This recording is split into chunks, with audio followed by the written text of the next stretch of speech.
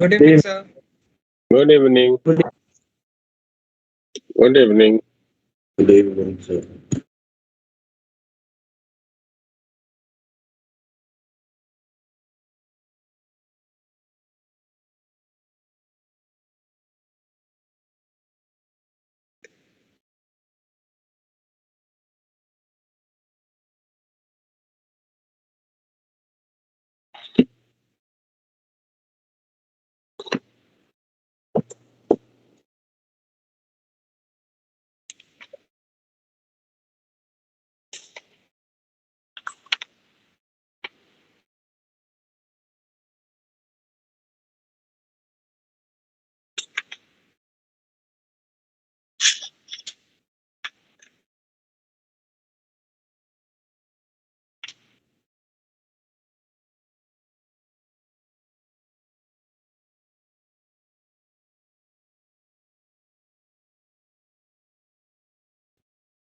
Last class में क्या discuss हुआ है भाई?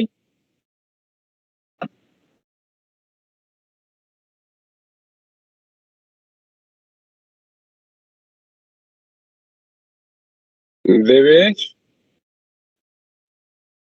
प्रभजोत, जसजीत, बताओ what we have discuss in last class. पिछले क्लास में क्या क्या डिस्कशन हुआ?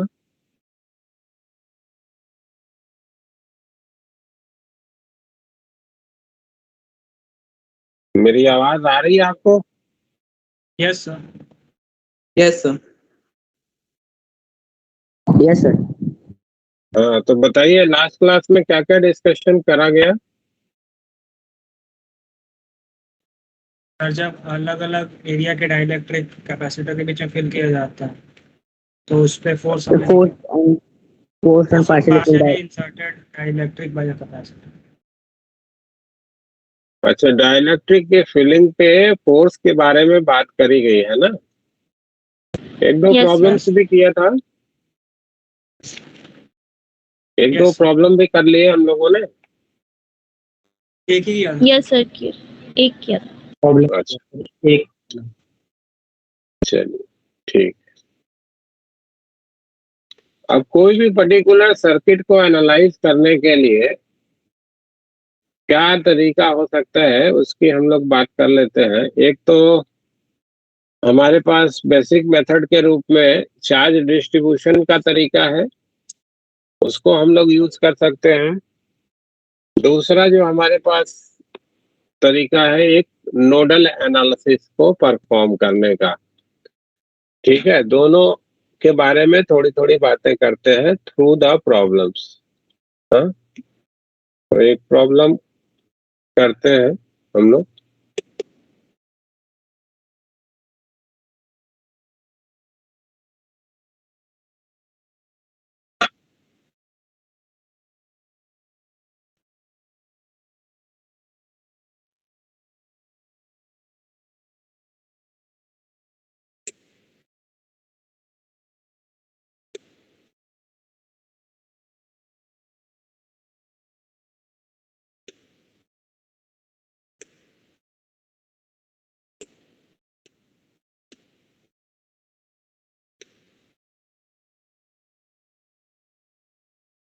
जैसे ये प्रॉब्लम नंबर 25 का ये डी वाला सेक्शन हम लोग ट्राई करते हैं ना।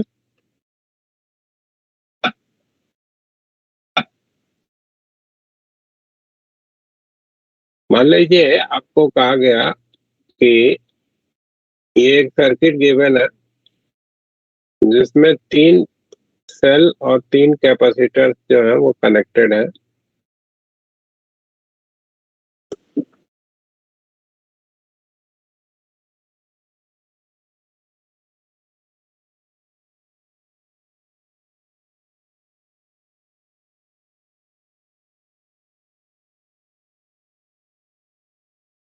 ये पॉइंट ए मेंशन किया गया, ये बी पॉइंट मेंशन किया गया। इसका कैपेसिटेंस 1 माइक्रोफैरड है, इसका 2 माइक्रोफैरड है, इसका शायद 4 दिया था क्या? 4 24 12 6। इसका 4 माइक्रोफैरड है, इसका 24 वोल्ट का ईएमएफ है, इसका 12 वोल्ट का है, इसका 6 वोल्ट का है। ये हमको एक सर्किट दिया गया जिसमें 3 सेल और 3 कैपेसिटर्स कनेक्टेड है। आपको बताना है कि find the potential difference, find the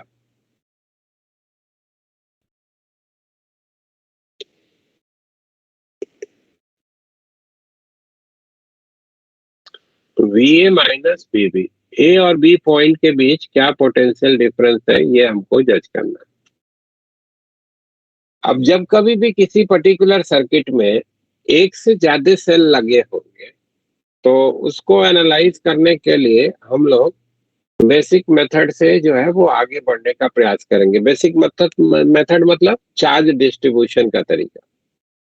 अब यहाँ पे 3 सेल लगे हैं भाई, तो एक तो तरीका हमारे पास ये हो सकता है कि Q1, Q2, Q3 हम चार्जेस को ड्रॉ होता हुआ अज्यूम करें और फिर उसको डिस्ट्रीब्यूशन करें, and that will create extra number of variables. ठीक है, तो कभी भी आप जनरल में वर्किंग करना चाहते हैं, कई सारे सेल्स लगे हैं, तो किसी एक सेल से एक सर्टेन अमाउंट ऑफ चार्ज को आप ड्रॉ होता हुआ मान लीजिए। ठीक है, वो सेल कोई भी आप यूज कर सकते हैं जिससे इफेक्टिवली क्यू चार्ज को ड्रॉ होता हुआ आपने अज्यूम करा। ठीक है, वो 24 वोल्ट भी हो सकता है, 12 भी हो सकता है, वो 6 भी हो सकता है, किसी से भी मान सकते हो, कोई रिस्ट्रिक्शन नहीं है कि इसी से आपको लेना है। बट जनरली जो हायर ईएमएफ की हमारे सेल होगा उससे अगर हम चार्ज को ड्रॉ होता हुआ मानते हैं तो प्लस माइनस का इंफॉर्मेशन जो है वो हमारा अप्रोप्रिएट मिलेगा, यानी कि कैलकुलेशन में वो चार्ज पॉजिटिव के रूप में मिलने की संभावना ज्यादा रहेगी। अगर मान लीजिए कि हमने ऐसे सेल से मान लिया जिससे इफेक्टिवली चार्ज ड्रॉ हो ही नहीं रहा है, तो जब हम वो चार्ज को कैलकुलेट करेंगे तो वो निगेटिव मिल जाएगा, बस अंतर यही आएगा। Then after we can modify, plus को माइनस और माइनस को प्लस से मॉडिफाई करते हुए आंसर का हम कोट कर सकते हैं। ठीक है, तो क्या करना है, जिसका ईएमएफ बड़ा है उससे सर्टेन चार्ज को ड्रॉ होता हुआ मानना है। देन आफ्टर उस चार्ज को सारे कैपेसिटर्स पे डिस्ट्रीब्यूट कर देना है। फिर अलग अलग लूप को यूज करते हुए किरचॉफ लूप लॉ को अप्लाई करना है। देन जो हमारे चार्जेस अननोन के रूप में दिख रहे हैं उनकी वैल्यूज को कैलकुलेट करना है। अब जब हर कैपेसिटर पे चार्ज आपको पता हो जाएगा, देन आफ्टर आपको जो भी प्रॉब्लम में कुछ पूछा गया होगा वो आप इंफॉर्मेशन वहां से दे सकते हैं। ठीक है ना, बेसिक या फंडामेंटल तरीका यही है। तो जैसे मान लिया कि हमने इससे Q charge let effective charge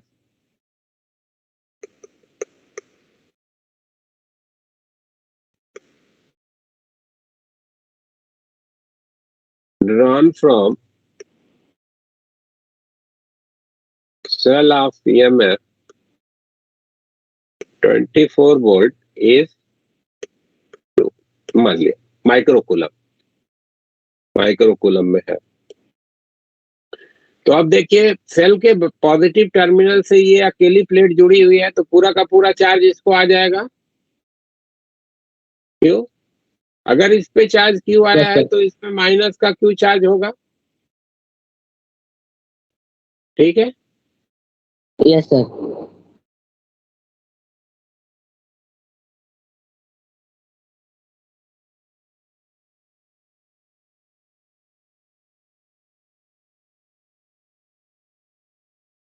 अब अगर आप देखें तो ये तीनों जो प्लेट है जिनको हमने ये डॉटेड रेड कलर से जो है वो अलग कर दिया, ये तीनों प्लेट पे अगर देखेंगे तो ये तीनों इफेक्टिवली जो है आइसोलेटेड कंडक्टर का रिप्रेजेंटेशन कर रहे हैं, बैटरी के किसी प्लस या माइनस से नहीं जुड़ा हुआ है। तो इस पे चार्ज आपको मालूम है कि 0 रहेगा। माइनस का क्यू आपने इस पे कह दिया तो let the Q1 charge is on it, तो इस पे कितना हो जाएगा, Q माइनस का Q1 हो जाएगा। Yes sir. अगर इस पे Q1 कह दिया तो इस पे माइनस का Q1 चार्ज आ गया और इस पे माइनस का Q माइनस का Q1 चार्ज आ गया। तो ये डिस्ट्रीब्यूशन आपने दिखाया। बैटरी जो है इसके निगेटिव से ये दोनों प्लेटें जुड़ी हुई हैं, इस बैटरी के इस निगेटिव से ये प्लेट और ये प्लेट दोनों जुड़ी हुई हैं, तो दोनों का सम जो है माइनस का क्यू होना चाहिए। वो दिख भी रहा है कि माइनस का क्यू आ रहा है, यानी कि डिस्ट्रीब्यूशन आपने अप्रोप्रिएटली जो है वो रिप्रेजेंट कर रखा है। अब हमको अलग अलग लूप में ट्रेवल करना है और किरचॉफ लूप लॉ को यूज करके इक्वेशन लिखना है। फाइनली Q या Q1 दोनों में से किसी एक की वैल्यू अगर हम कैलकुलेट कर लें तो A और B के बीच का पोटेंशियल डिफरेंस हम जज कर सकते हैं। तो हम एक बार क्या करते हैं, ये वाले लूप में घूम जाते हैं। ठीक है, ये मान लीजिए कि एंटी क्लॉकवाइज घूम रहे हैं, इधर से चलना शुरू किया, यहाँ से निगेटिव से पॉजिटिव को गए भाई, 12 वोल्ट का गेन मिलेगा। Yes, sir. पॉजिटिव प्लेट से निगेटिव प्लेट को जा रहे हैं, लॉस हो जाएगा, Q/1 का लॉस हो जाएगा। इधर में फिर से पॉजिटिव से निगेटिव को जा रहे हैं, Q1/2 का लॉस हो जाएगा। इधर में बैटरी के थ्रू 12 वोल्ट की बैटरी के थ्रू जा रहे हैं, पॉजिटिव से निगेटिव को जा रहे हैं। ये 24 था ना, Yes, sir. ये नीचे वाला 24 वोल्ट था। इस 12 वोल्ट की बैटरी से जा रहे हैं, पॉजिटिव से निगेटिव को जा रहे हैं, 12 वोल्ट का लॉस हो गया और जहां से चले थे वहीं पहुंच गए, तो 0 के बराबर। ये किरचॉफ लूप लॉ से आपके पास ये इंफॉर्मेशन बन गया है। Yes sir. Yes, sir. Yes, sir. अब इस इक्वेशन को थोड़ा सा सिंप्लीफाइड रूप में रिप्रेजेंट कर लेते हैं। तो 2Q + Q1, 2Q + Q1 that is equal to 12 दूना 24, 24। एक इक्वेशन तो ये मिल गया हमको। अब अननोन हमारे पास दो है, Q और Q1, तो हमको दो रिलेशन चाहिए। तो एक बार फिर से हम क्या करते हैं, ऐसे घूम जाते हैं, ये बाहर बाहर वाले लूप में ऐसे घूम जाते हैं। मान लीजिए फिर से यहाँ निगेटिव से पॉजिटिव को गए तो 24 वोल्ट का गेन मिला। पॉजिटिव प्लेट से निगेटिव प्लेट को जा रहे हैं तो Q/1 का लॉस हो गया। ये यहाँ तक आ गए, कोई चेंज नहीं आया। फिर से पॉजिटिव प्लेट से निगेटिव प्लेट को जा रहे हैं, लॉस हो जाएगा कितने का, Q- का Q1/4 का लॉस हो जाएगा। फिर इस सेल के थ्रू जा रहे हैं, पॉजिटिव से निगेटिव को जा रहे हैं, 6 वोल्ट का लॉस हो गया। इस निगेटिव टर्मिनल से इस निगेटिव तक पहुंच गए, लूप कंप्लीट हो गया 0 के बराबर। ये भी इक्वेशन ठीक है। Yes sir. Yes, sir. Yes sir. ठीक, तो थोड़ा सा इसको भी सिंप्लीफाई कर लेते हैं भाई। तो मान लो कि 4 को एलसीएम कर लिया तो 4 और 1 5, 5Q माइनस का Q1 और 18 में 4 का गुना हो गया 72। ये दूसरा इक्वेशन हो गया। ठीक है, अब ये दोनों इक्वेशन को सम कर देते हैं, 1 + 2 करके Q के लिए सॉल्व कर लेते हैं। तो 1 + 2 किया तो 7Q that is equal to 72 और 24, तो जुड़ेगा तो कितना हो जाएगा, 6 और 9, 96। Q की वैल्यू आपको मिल गया 96/7, ये माइक्रोकूलम में आया। ठीक है, अब हमको A और B पॉइंट के बीच का पोटेंशियल डिफरेंस चाहिए। तो किसी दो पॉइंट के बीच अगर पोटेंशियल डिफरेंस लिखना है, किसी भी सर्किट के दो पॉइंट के बीच, तो क्या करना है कि एक पॉइंट से स्टार्ट करना है, वहां का कुछ पोटेंशियल मान लेंगे, let the potential of point A is V, और किसी एक आर्म को पकड़ के हम A से B तक चले जाएंगे। नेचुरल है कि जिसका हमको चार्ज मालूम होगा उसी में हम जाने का प्रयास करेंगे। तो हम क्या करेंगे, A से B तक ऐसे चले जाएंगे। अगर Q1 कैलकुलेट कर लिए रहते तो सीधे सीधे चले जाते, Q कैलकुलेटेड है तो इधर से चले गए A से B तक। अगर Q और Q1 दोनों कैलकुलेट हो जाते तो ऐसे भी जा सकते थे, ऐसे सीधे सीधे भी जा सकते थे, यहाँ से भी जा सकते थे, ऊपर वाले आर्म से भी। ठीक है, तीनों से जो रिजल्ट मिलेगा दैट विल बी सेम। ठीक है भाई, तो हम A से Yes, स्टार्ट sir. करेंगे और जो भी गेन होगा उसको हम ऐड करते जाएंगे, जो लॉस होगा उसको सब्सट्रैक्ट करते जाएंगे, जिस पॉइंट पे पहुंचेंगे वो उस पॉइंट का पोटेंशियल हो जाएगा। तो ए से स्टार्ट किया, let the potential of the point A is V A, तो वी ए हो गया।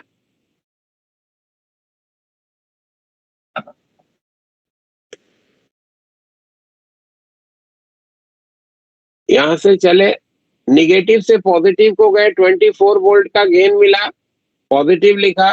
इधर में कैपेसिटर में पॉजिटिव से निगेटिव प्लेट को जा रहे हैं, लॉस होगा 96/7 का लॉस हो गया, और बी पॉइंट पे पहुंच गए तो दैट इज वीबी।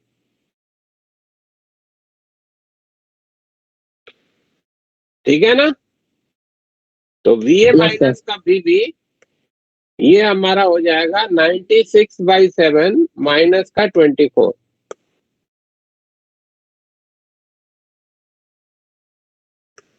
तो 96 और 728 के 8 और 7 दूना 14 और 2 16, डिवीजन में 7, तो ये हो जाएगा माइनस का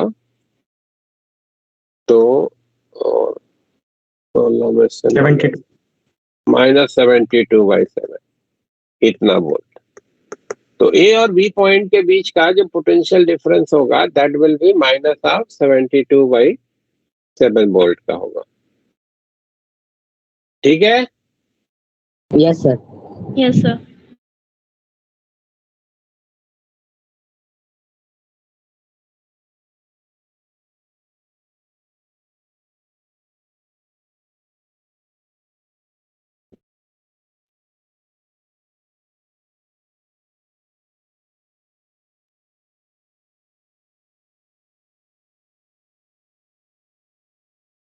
ये 24 करोगे क्या? ये वाला ऊपर वाला बी पार्ट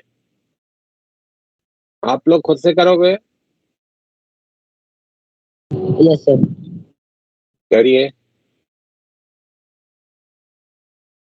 सर इसके बाद 29 बता दीजिए ऑप्शन। अच्छा, बता देते। ये हमको दिया गया 2 कैपेसिटर और 2 सेल का कॉम्बिनेशन दिया गया।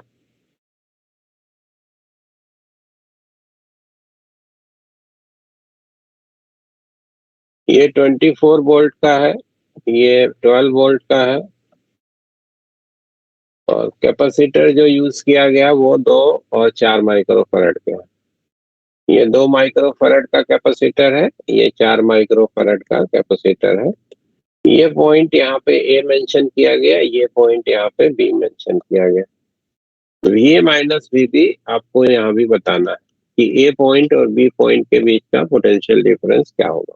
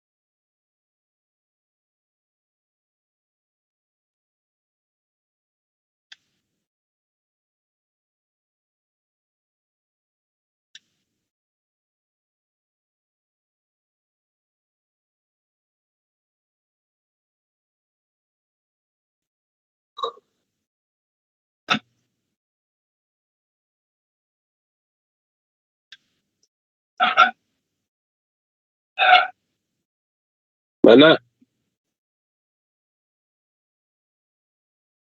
सर अभी कर रहे हैं।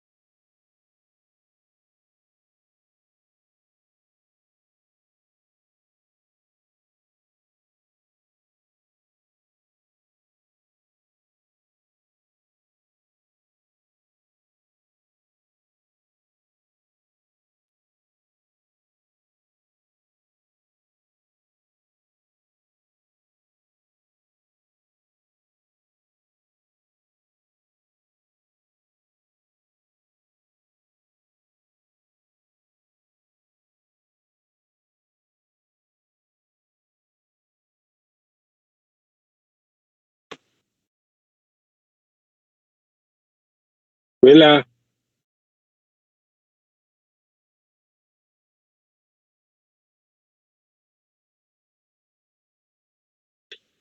आइए समझिए फिर। मान लिया आपने इफेक्टिवली इससे क्यू चार्ज ड्रॉ हो रहा है, तो क्यू आपने इसको दे दिया, माइनस का क्यू इस पे हो जाएगा।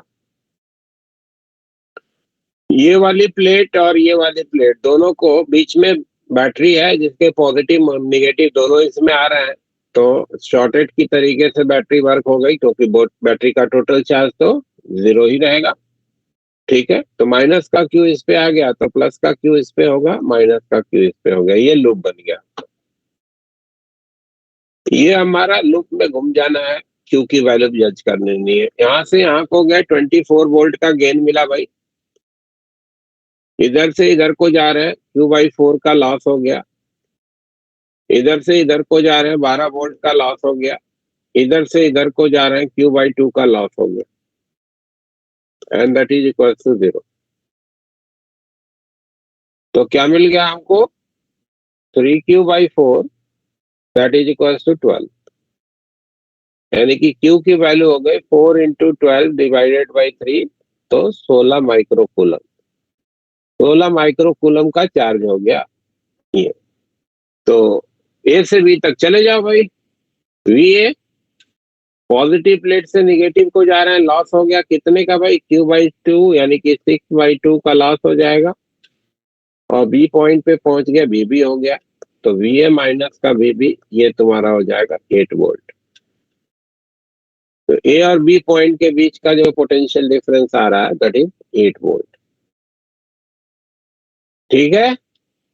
Yes sir. Yes, sir.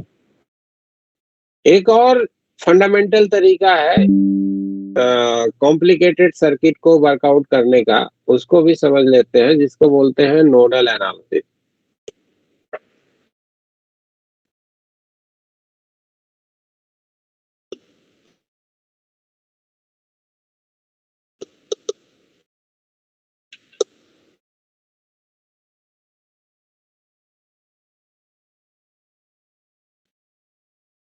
ये तरीका भी किसी भी कॉम्प्लिकेटेड सर्किट के लिए फंडामेंटल वे में प्रॉब्लम को वर्कआउट करने के लिए आप यूज कर सकते हो। ठीक है, जैसे आपका चार्ज डिस्ट्रीब्यूशन वाला जो तरीका है वो किसी भी प्रॉब्लम के लिए इफेक्टिवली अप्लाइड हो सकता है, उसी तरीके से ये नोडल एनालिसिस भी आप किसी भी प्रॉब्लम के लिए यूज कर सकते हैं। बट दोनों में से किसको यूज करना है वो आपकी इच्छा पे है। किससे आपको एफर्ट कम डालना पड़ रहा है वो आप अपने से चूज कर सकते हो। मान लो कि ये हमको एक सर्किट दिया गया, क्या तरीका है उसको समझने के लिए। ये 2 माइक्रोफैरड का कह दिया, इसको 4 माइक्रोफैरड का कर देना है, और इसको मान लीजिए कि 5 माइक्रोफैरड का कर देना।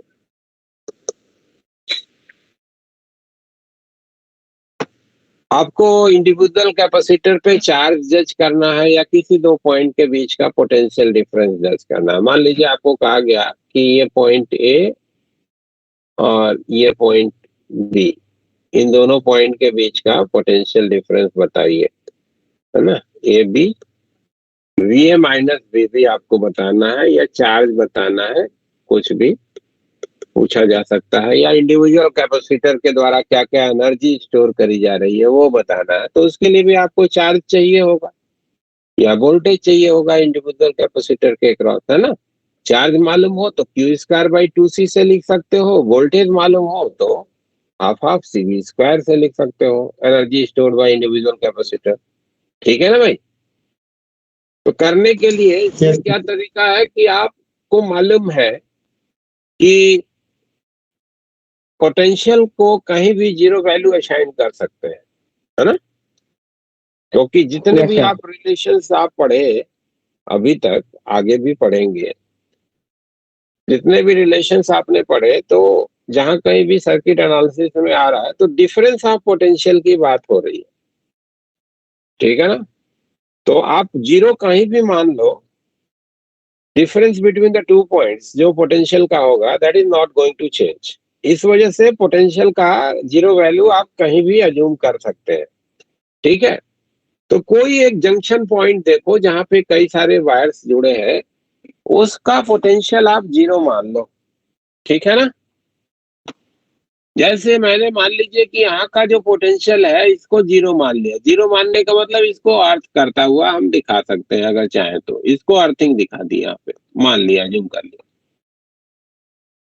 अब किसी एक पर्टिकुलर पॉइंट का पोटेंशियल आपने जीरो एज्यूम करा, तो अदर जो भी हमारे सर्किट के डिफरेंट पॉइंट्स बन रहे हैं जहां पे कई सारे वायर्स जुड़े हुए हैं, उन सब के potential corresponding to that datum आप रिप्रेजेंट करने का प्रयास करिए। कुछ पॉइंट्स ऐसे मिलेंगे जिसके पोटेंशियल आप डायरेक्टली लिख पाओगे, कुछ पॉइंट्स मिलेंगे जिसका पोटेंशियल आप लिख नहीं पाओगे, तो आप उसको वेरिएबल के रूप में एक्स वाई जेड आप एज्यूम कर लीजिए। ठीक है, जिस पॉइंट का पोटेंशियल आपको नोन हो गया वो बढ़िया, जिसका नहीं मालूम उसका पोटेंशियल आप एक्स वाई जेड के रूप में आप एज्यूम कर लो, डिफरेंट वेरिएबल्स के रूप में। जैसे उधर में चार्ज डिस्ट्रीब्यूट कर रहे थे तो Q1 Q2 Q3 आ रहा था, इधर में पॉइंट के पोटेंशियल्स आप मान लो एक्स वाई जेड। और देन आफ्टर आप आइसोलेटेड कंडक्टर को चूज करो, उस पे टोटल चार्ज जीरो होना चाहिए। किसी भी आइसोलेटेड कंडक्टर पे जो चार्ज होना चाहिए दैट शुड बी जीरो। तो उन सभी आइसोलेटेड कंडक्टर्स के ग्रुप पे आप चार्ज को रिकॉग्नाइज करते हुए जीरो की बराबर कर दो। ठीक है, जैसे आप लूप में घूम करके पोटेंशियल डिफरेंस को लिखते हुए फाइनली जीरो कर रहे थे लूप ला से और इक्वेशन बना रहे थे, उसी तरीके से आप यहाँ पे आइसोलेटेड कंडक्टर को लेकर के उस पे चार्ज को जीरो करके आप इंफॉर्मेशन को बनाएंगे, इक्वेशंस बनाएंगे। जितने अननोन है एक्स वाई जेड के रूप में उतने इक्वेशंस लिखिए और फिर आप उनको सोल्व कर दीजिए। अब अगर आपको हर पॉइंट के पोटेंशियल पता हो गए तो आगे चार्ज पूछा जाएगा तो वो भी आप बता सकते हो, पोटेंशियल डिफरेंस भी बता सकते हो, और अगर एनर्जी स्टोर पूछा जा रहा है तो वो भी बता सकते हो। तो दैट इज द वे। ठीक है, आइए इस पे अप्लाई करते हैं। तो यहाँ का पोटेंशियल हमने जीरो मान लिया है इस पॉइंट का। अब यहाँ पे ये निगेटिव से पॉजिटिव चलते हुए यहाँ पहुंच गए भाई, तो 20 वोल्ट का गेन मिला तो यहाँ का पोटेंशियल 20 वोल्ट हो जाएगा। Yes sir. इस पॉइंट का पोटेंशियल आपको लिख नहीं सकते क्योंकि आपको चार्ज तो मालूम नहीं इस कैपेसिटर पे, तो एक्स मान लिया, यहाँ का पोटेंशियल एक्स है। अब इधर से निगेटिव से पॉजिटिव को गए तो 10 वोल्ट का गेन मिला तो यहाँ का पोटेंशियल हमको मिल गया 10 वोल्ट का। ठीक है, क्लियर है। Yes sir. अब आपको क्या दिख रहा है कि केवल एक वेरिएबल एक्स आ रहा है। चार्ज डिस्ट्रीब्यूशन से इसी को बनाते तो एटलीस्ट दो वेरिएबल मिलते, तो दो इक्वेशन बनाना पड़ता, थोड़ा सा वर्किंग हमारी लंबी होती। यहाँ पे इस तरीके को यूज कर रहे हैं तो एक ही वेरिएबल आ रहा है, एक इक्वेशन से काम बन जाएगा। अब हम आइसोलेटेड कंडक्टर देख रहे हैं तो ये देखो तो आपको क्या दिख रहा है भाई कि ये तीनों प्लेटें मिलकर के एक आइसोलेटेड कंडक्टर बना रही है भाई। Yes sir. ये तीनों प्लेट को मिला दिया जाए तो आइसोलेटेड कंडक्टर हो जाएगा। Yes sir. और इस पे चार्ज जीरो होगा, टोटल चार्ज तीनों पे क्यूमुलेटिव। Yes sir. इस वाले प्लेट पे चार्ज लिखना है तो इस वाले कैपेसिटर के क्रॉस पोटेंशियल डिफरेंस कितना है, एक्स माइनस 10 का मल्टीप्लाइड बाई कैपेसिटेंस, इस पे चार्ज हो जाएगा तो 4 मल्टीप्लाइड बाई एक्स माइनस का 10, ये चार्ज ऑन दिस प्लेट हो गया। Yes sir. इस वाले कैपेसिटर के क्रॉस पोटेंशियल डिफरेंस कितना हो गया, एक्स माइनस 0, तो इस पे चार्ज कितना हो जाएगा 5 एक्स माइनस 0 का। Yes sir. इस वाली प्लेट पे चार्ज लिखना है, तो इस कैपेसिटर के क्रॉस पोटेंशियल डिफरेंस कितना है, x-20। यस तो सर। इस पे चार्ज क्या हो जाएगा, 2 x into minus x 20। Minus का 20, और ये सब का सम 0 होना चाहिए। ठीक है ना। Yes sir. क्लियर है। इस वाली प्लेट यस पे सर। चार्ज लिखा, इस वाली पे चार्ज लिखा, और इस वाली पे चार्ज लिखा। प्लीज ध्यान दीजिएगा इसमें कि अगर इसको 20 माइनस एक्स लिखेंगे तो इस पे निगेटिव चार्ज लिखेंगे इस पे, है ना। तो बेटर है कि जो अननोन है उसके साथ दूसरे वाले को सब्सट्रैक्ट करते हुए कैपेसिटेंस से मल्टीप्लाई करो, सबको पॉजिटिव के रूप में दिखाओ। मे बी कि कुछ पॉजिटिव होगा कुछ निगेटिव होगा, उसी के करस्पॉन्डिंग एक्स की वैल्यू मिल जाएगी। तो x-10 किया मल्टीप्लाइड बाई कैपेसिटेंस, इस पे पॉजिटिव चार्ज लिख दिया। x-0 किया, इस पे हमने चार्ज लिख दिया 5 से मल्टीप्लाई करके पॉजिटिव का। x-20 किया, इस पे हमने चार्ज लिख दिया पॉजिटिव के करस्पॉन्डिंग मल्टीप्लाइड करके 2 से। क्लियर है। Yes sir. Yes sir. तो क्या मिला इधर से, 4x और 5x और 2x, तो 5 2 7 और 4, 7 4 11, 11x that is equal to, इधर से 40 मिला और इधर से 40 मिला, और ये तो 0 हो गया, तो 80 हो गया। यक्स की वैल्यू हमको मिल गई 80/11 वोल्ट, है ना। यक्स की वैल्यू हमको 80/11 वोल्ट का मिल गया। अब हमको क्या चाहिए, ए और बी के बीच का पोटेंशियल डिफरेंस। तो ए से चलते हैं बी तक चले जाते हैं भाई, है ना। दोनों के बीच का पोटेंशियल डिफरेंस हमको पता है बन गया। एक्स का पोटेंशियल है इतना, बी का ये है, ए का पोटेंशियल एक्स है, तो V A minus B B कितना हो जाएगा, 80/11 माइनस का 10। ये वी ए है ये वी बी है, दोनों का डिफरेंस हो गया। तो 11 110 हो गया, 110 में से 80 गया, तो माइनस का 30 हो गया, माइनस का 30/11 वोल्ट। ए और बी पॉइंट के बीच का पोटेंशियल डिफरेंस माइनस का 30/11। अब इस पे चार्ज पूछा जाए तो वो भी आप लिख सकते हो, किस प्लेट पे पॉजिटिव होगा किस पे निगेटिव होगा वो भी आप बता सकते हो। अब आपको ये दिख गया कि एक्स जो है वो 10 से छोटा है, तो ये वाली पॉजिटिवली चार्ज प्लेट होगी या निगेटिवली चार्ज प्लेट होगी। ठीक है ना। आप सीधे x-10 करके 4 से मल्टीप्लाई करोगे, निगेटिव मिल जाएगा, तो ये माइनस का चार्ज इस पे आ जाएगा। ठीक है, बोलो भाई, समझ में यस आया तरीका। हाँ। तो कुछ प्रॉब्लम्स ऐसे होंगे जिसमें आपका ये नोडल एनालिसिस जो है वो आसानी से रिजल्ट देगा। कुछ प्रॉब्लम्स ऐसे होंगे जिसमें आपका चार्ज डिस्ट्रीब्यूशन से काम आसान हो जाएगा, है ना। जिसमें नंबर ऑफ वेरिएबल्स कम बनते हुए दिख रहे हैं वो आप तरीका यूज कर लोगे। ठीक है, जैसे मान लो कि एक प्रॉब्लम मैं करने का देने का प्रयास करता हूँ आपको फिर से। ये एक कैपेसिटर, एक इधर में कैपेसिटर, एक यहाँ भी कैपेसिटर लगा देते हैं, और एक यहाँ पे सेल लगाते हैं, एक यहाँ पे सेल लगाते हैं, और एक कैपेसिटर यहाँ पे।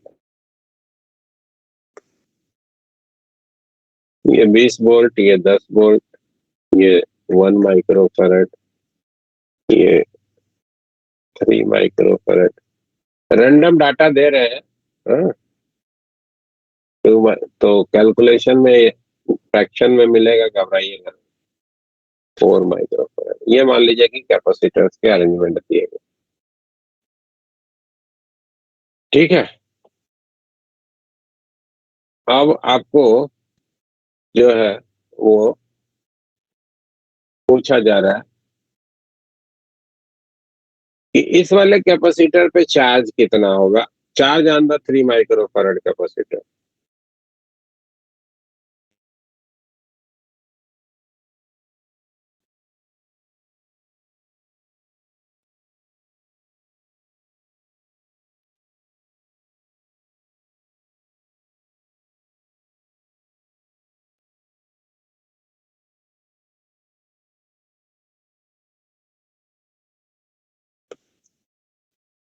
चार्ज ऑन 3 माइक्रोफैराड कैपेसिटर आपको जज करना है। मान लो आप नोडल एनालिसिस से जाना चाहते हो, तो मान लिया यहाँ का पोटेंशियल हम 0 कर दे रहे हैं, ठीक है।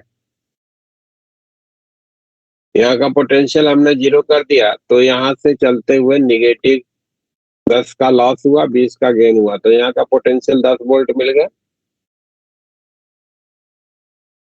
बोलो भाई। Yes yes sir.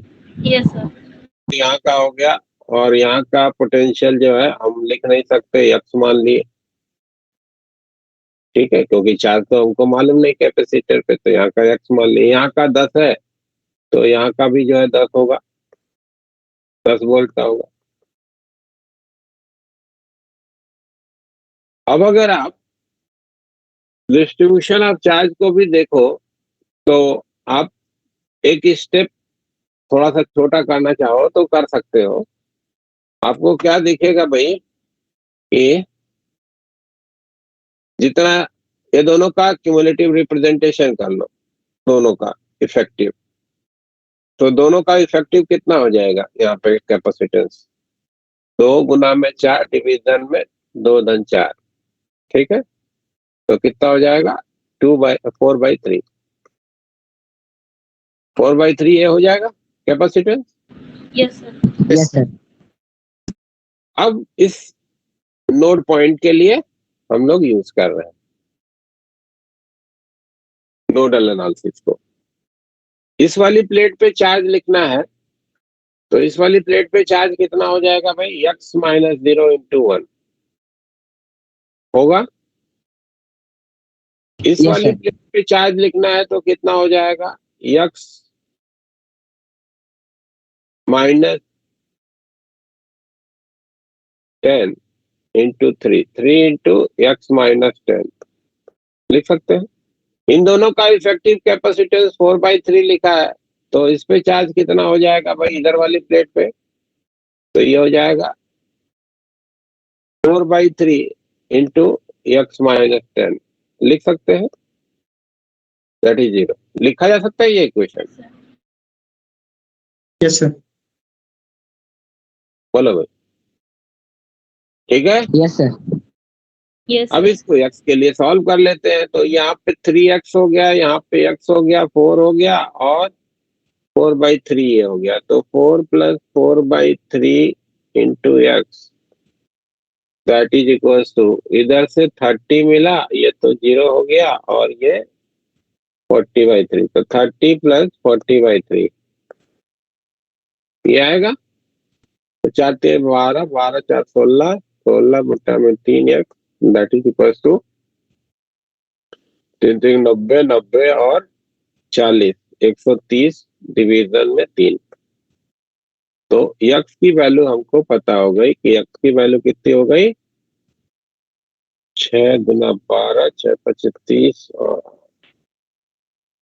65/8 हो गया x की वैल्यू। Yes, sir.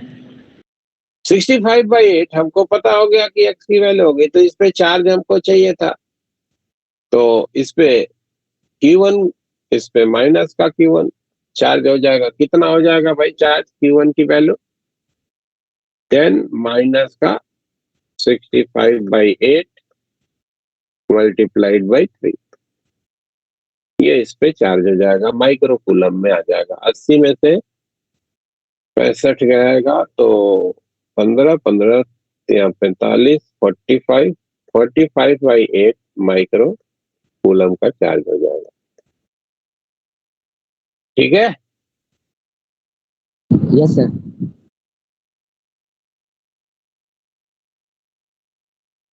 कोई दिक्कत तो नहीं नोडल एनालिसिस में? No sir. No, sir. इसी चीज को अगर आप चार्ज डिस्ट्रीब्यूशन से करोगे, तो फिर यहाँ भी देखो 2 वेरिएबल आ रहा है, एक यहाँ पे चार्ज कुछ दोगे, एक यहाँ पे दोगे, तो दो वेरिएबल हो जाएंगे। इस पे तो Q1 + Q2 हो जाएगा, तो 2 वेरिएबल हो जाएंगे, तो 2 इक्वेशन बना करके आपको सॉल्व करना होगा, थोड़ा सा लेंथी हो जाएगा। तो कहीं आपको हो सकता है कि प्रॉब्लम में जो है नोडल एनालिसिस आपको प्रिफरेबल हो, कहीं पे जो है हो सकता है कि आपका चार्ज डिस्ट्रीब्यूशन जो है वो प्रिफरेबल हो। तो जैसी सिचुएशन हो प्रॉब्लम की, वहां पे आप वो तरीका यूज कर सकते हो। वर्किंग का तरीका क्लियर है? ये प्रॉब्लम वर्किंग का ये जो तरीका बताया गया नोडल एनालिसिस का, Yes, sir. Yes, sir. फिर से एक बार स्टेप्स आपको रिकॉल करा देते हैं। जो भी सर्किट हमको दी गई है उसमें किसी एक पॉइंट को नोड मान लेंगे। नोड मतलब उसका पोटेंशियल हम नोड पॉइंट का हम पोटेंशियल 0 मान लेंगे। किसी एक जंक्शन पॉइंट को नोड कहेंगे। नोड पॉइंट का जो है किसी एक नोड पॉइंट का पोटेंशियल 0 मान लेंगे। ठीक है, एक पॉइंट का पोटेंशियल आपने 0 माना, देन आफ्टर आप अलग अलग जो भी जंक्शन पॉइंट दिख रहे हैं उनके पोटेंशियल को रिकॉग्नाइज करने का प्रयास करेंगे।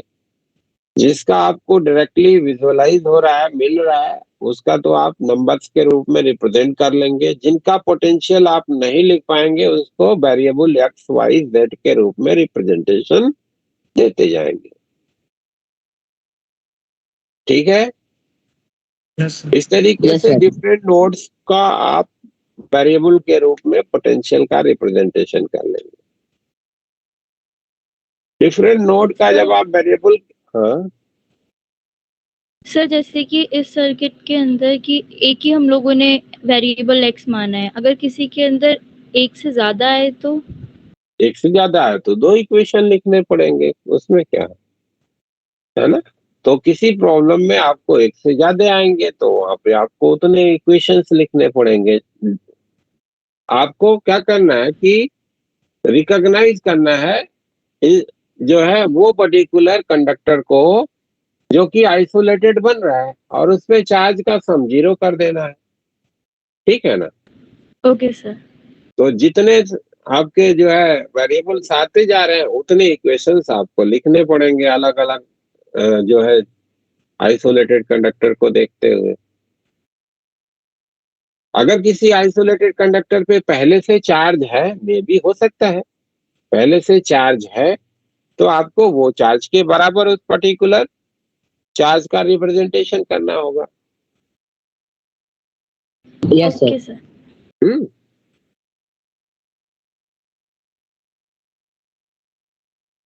जितने अननोन्स होते जा रहे हैं उतने इक्वेशंस लिखने होंगे अलग अलग नोड पॉइंट के लिए आइसोलेटेड कंडक्टर को जो है चूज करके, और फिर सबको सॉल्व कर देना है। उसके सॉल्व करने से जो आपको डाटा मिलेगा वो इंडिविजुअल पॉइंट का पोटेंशियल पता हो जाएगा। अब अगर हर सर्किट के हर पॉइंट का पोटेंशियल आपको नोन हो गया तो आप उन पे चार्ज क्या है, उनके द्वारा एनर्जी स्टोर क्या है, वो सारी इंफॉर्मेशन आप लिख लोगे। ठीक है, जैसे मान लो कि अब आपने एक्स निकाल लिया तो अब आपको पूछा गया कि ये 1 माइक्रो फैराड पे कितनी एनर्जी स्टोर है, तो कैपेसिटेंस मालूम है और इसके अक्रॉस पोटेंशियल डिफरेंस भी मालूम हो गया कि इस 1 माइक्रो फैराड के अक्रॉस पोटेंशियल डिफरेंस कितना है, 65/8 का। तो एनर्जी स्टोर हो जाएगा हाफ ऑफ 1 इंटू 65/8 का स्क्वायर। Yes, sir. ठीक है, अब आपको इस पे कैपेसिटर पे चार्ज कितना है तो आपके पास जानकारी है भाई कि ये कैपेसिटर जो है सीरीज में है, दोनों पे चार्ज जो होगा बराबर होगा। इस पे Q2 है, इस पे माइनस का Q2 है, इस पे Q2 है, इस पे माइनस का Q2 है। ठीक है, इक्विवेलेंट कैपेसिटेंस आप निकाले हैं, वोल्टेज आपको पता हो गया 10 माइनस का 65/8 है, तो Q2 की वैल्यू पता हो जाएगी। Yes, sir. Q2 पता हो गया तो इसने कितनी एनर्जी स्टोर करी है वो भी लिख लोगे, इसने कितनी एनर्जी स्टोर करी है वो भी लिख लोगे। Yes, sir. ये सारे इंफॉर्मेशन आप बना सकते हैं। ये भी हमारा बेसिक मेथड है किसी भी पर्टिकुलर प्रॉब्लम को वर्कआउट करने का। ठीक है, Yes, sir. Yes sir. Clear है। अब इसमें Yes, एक sir. छोटा सा पॉइंट और बताना है हमें, और वो है आपका वेंडी ग्राफ जनरेटर के बारे में।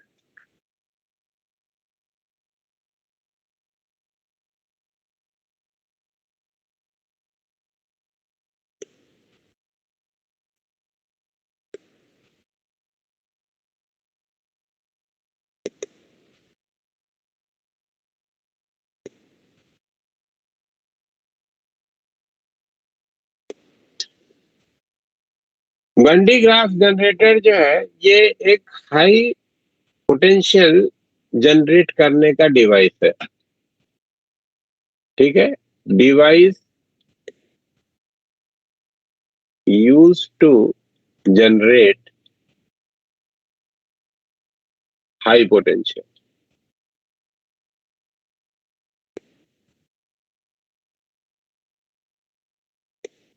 ये पर्टिकुलर जो हमारा डिवाइस है वो कोरोना डिस्चार्ज के प्रिंसिपल पे वर्क करता है ना, वर्क्स ऑन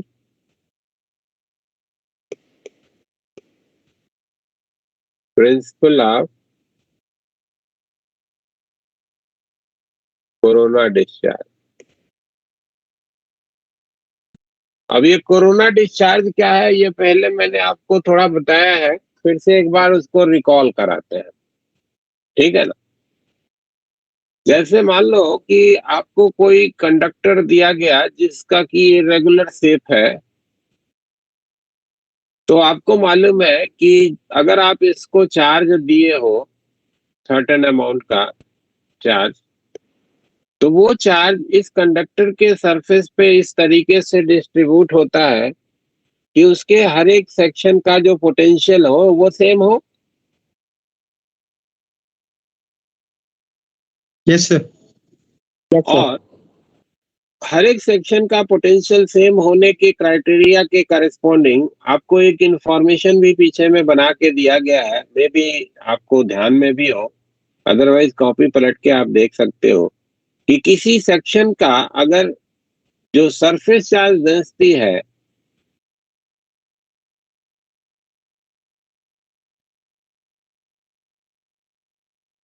वो सिग्मा की हो और यहाँ के लिए जो रेडियस ऑफ कर्वेचर है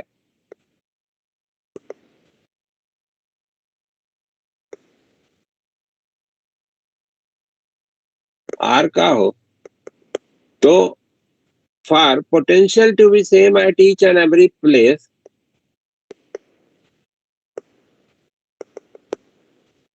potential to be same at each and every point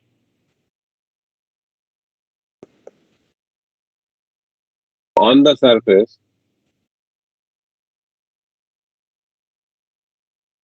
of conductor, sigma into r should be constant। ये यस सर। इंफॉर्मेशन है ना, सिग्मा इंटू आर जो होगा वो कांस्टेंट होगा, यानी कि जहां पे रेडियस ऑफ कर्वेचर छोटा होगा वहां के लिए सरफेस चार्ज डेंसिटी बड़ी होगी, और जहां पे रेडियस ऑफ कर्वेचर बड़ा होगा वहां के लिए सरफेस चार्ज डेंसिटी कम होगी। ठीक है ना, यस यहाँ सर। से क्या मिला कि सरफेस चार्ज डेंसिटी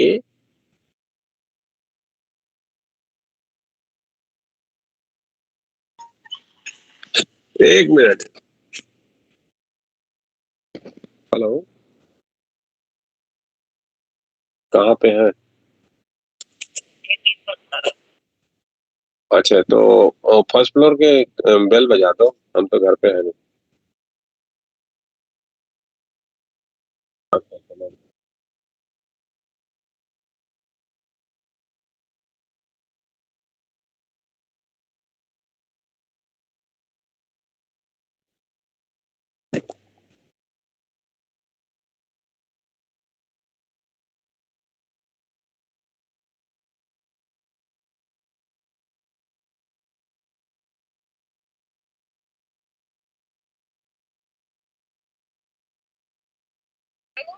हाँ एक डिलीवरी है, ले लो। हाँ कहाँ सब हो लो बाहर? अच्छा,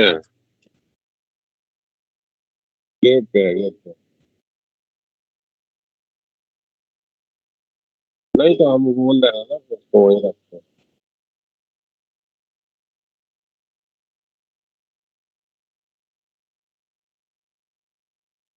अच्छा अच्छा, ठीक ठीक। हाँ।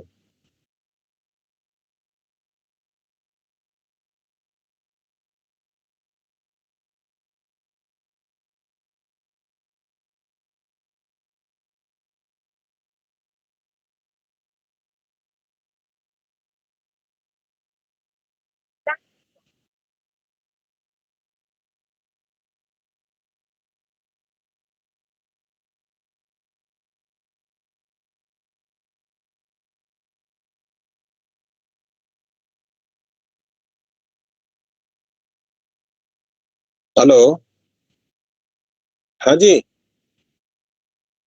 हेलो। हाँ, वो है नहीं घर पे, हम लोग गेट के अंदर रख दो, गेट के अंदर रख के चले जाओ। हेलो, आवाज आ रही है?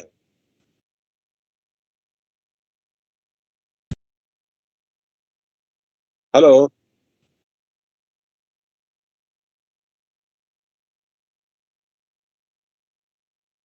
हेलो।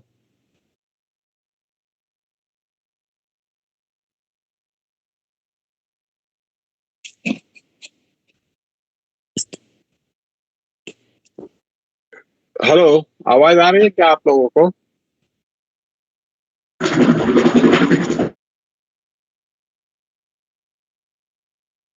हेलो। हाँ, ये कह रहे थे कि वो लोग घर पे है नहीं, गेट के अंदर रख के चले जाओ। हाँ, गेट, हाँ, उसी के सीढ़ी पे रख दो, सीढ़ी पे रख के चले जाओ। ठीक।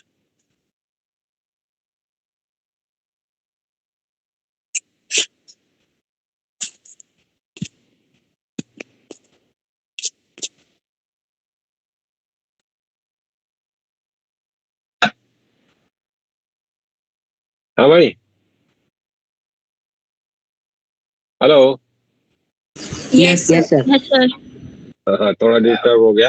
Yes, sir. सरफेस, हाँ, तो ये surface charge density will be maximum at the location where the radius of curvature is least, है ना? यहाँ से ये information milli. Yes, sir. Yes. Density is maximum at the location where the radius of curvature is least। ठीक है, तो जहां कहीं भी शार्प एजेज होंगे, हाँ, वहां पे सरफेस चार्ज डेंसिटी सबसे ज्यादा होगी। तो भाई, यस सर। अगर किसी कंडक्टर Yes, में sir. कहीं पे शार्प एज है तो वहां पे सरफेस चार्ज डेंसिटी जो होगी वो सबसे ज्यादा होगी। और आपको मालूम है कि electric field near the conductor जो होता है, इलेक्ट्रिक फील्ड नियर जो कंडक्टर होता है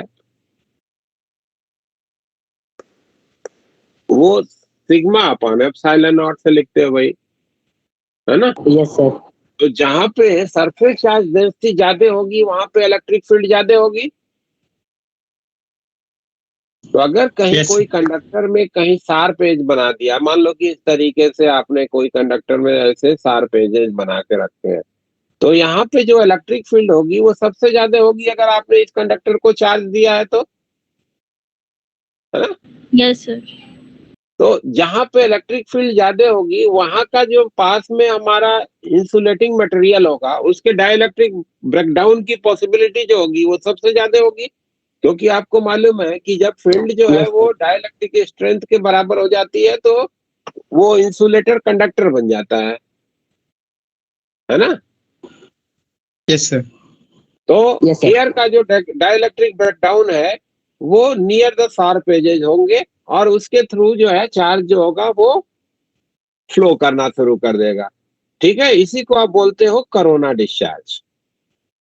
ठीक है ना? अगर किसी कंडक्टर को आपने चार्ज दिया और चार्ज के इन्फ्लुएंस में जो उसका शार्प सेक्शन है वहां के लिए फील्ड इतनी हो गई कि डाइलेक्ट्रिक ब्रेकडाउन हो जाए पास के मीडियम का, तो उधर से जो चार्ज है वो कंडक्टर से उस मीडियम के थ्रू ट्रांसफर होने लगता है, जिसको आप कोरोना डिस्चार्ज के रूप में रिकॉग्नाइज करते हो। इसी के बेस पे हमारा ये पर्टिकुलर डिवाइस जो है वो वर्क करता है, यही इसका बेसिक प्रिंसिपल है। अब आइए डिवाइस के बारे में बात कर लेते हैं। ठीक है भाई? Yes. Yes, sir. इस डिवाइस में क्या होता है, एक मेटल का स्फीयर होता है। ठीक है, एक मेटल का स्फीयर है जिसके सेंटर पे एक पुली लगी होती है, जिस पुली के ऊपर से एक इंसुलेटिंग बेल्ट गुजर रही होती है।